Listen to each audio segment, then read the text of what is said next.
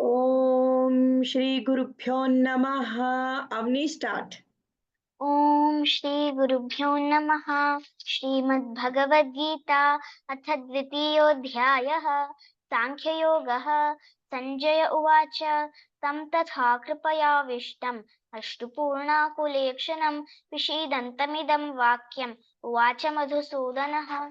శ్రీభగవానువాచ కుతస్త్వాకష్మలమిదం విషమే సముపస్థితం అనార్యజుష్టమస్వర్గ్యం అకీర్తికరమర్జున క్లైబ్యం మాస్మగమః పార్థ నైతత్వయ్యుపపద్యతే క్షుద్రం హృదయ దౌర్బల్యం త్యక్తోత్తిష్ఠ పరంతప. అర్జున ఉవాచ కథం భీష్మమహం సంఖ్యే ద్రోణం చ మధుసూదన ఇషుభిః ప్రతియోత్స్యామి పూజార్హా వరిసూదన. గురూन् हत्वा हि महानुभावान् श्रेयो भोक्तुं भैक्षमपीह लोके हत्वार्थकामांस्तु गुरूनिहैव भुञ्जीय भोगान् रुधिरप्रदिग्धान् न चैतद्विद्मः कतरन्नो गरीयः यद्वा जयेम यदि वा नो जयेयुः यानेव हत्वा न जिजीविषामः सर्वे वयमतः परम्. స్థితాః యానేవ హత్వా న జిజీవిషామః తేవ यानेव हत्वा न जिजीविषामः स्थिताः प्रमुखे धार्तराष्ट्राः कार्पण्यदोषोपहतः स्वभावः पृच्छामि त्वां धर्मसम्मूढचेताः यच्छ्रेयस्यान्निश्चितं ब्रूहि तन्मे शिष्यस्तेऽहं शाधि मां त्वां प्रपन्नम् न हि प्रपश्यामि ममापनुद्यात् यच्चोकमुच्चोषणमिन्द्रियाणाम् अवाप्य भूमावसपत्नमृद्धं राज्यं सुराणामपि चाधिपत्यम्. संजय उवाच एवमुक्त्वा हृषीकेशं गुडाकेशः परन्तपः न योत्य इति गोविन्दम् उक्त्वा तूष्णीं बभूवः.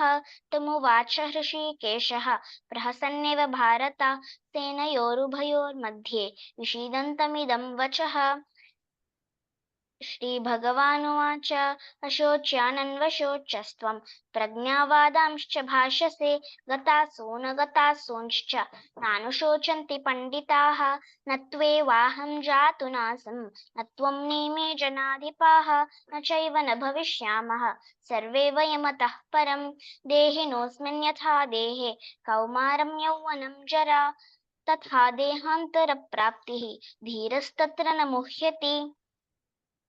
मात्रा स्पर्शास्तु कौन्तेय शीतोष्णसुखदुःखदाः आगमापायिनो नित्याः स्तांस्तितिक्षस्व भारत.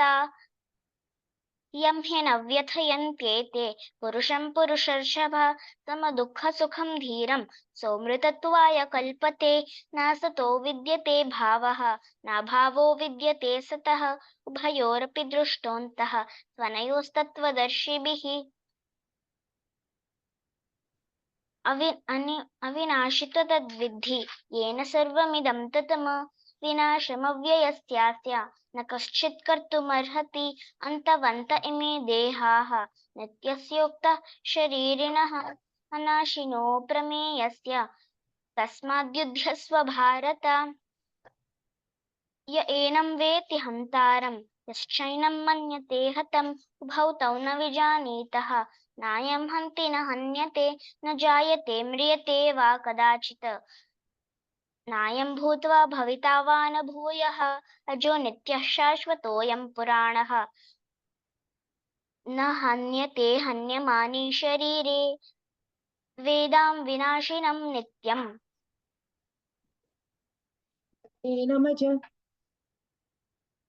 य एनमजमव्ययम्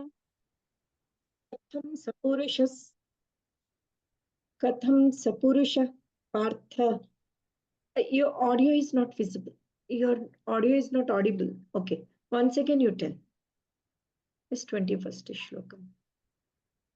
वेदां विनाशिनं नित्यम्.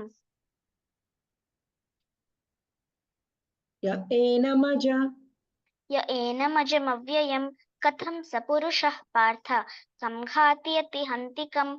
ॐ तत्सदिति श्रीमद्भगवद्गीतासु उपनिषत्सु ब्रह्मविद्यायां योगशास्त्रे श्रीकृष्णार्जुनसंवादे साङ्ख्ययोगो नाम द्वितीयोऽध्यायः।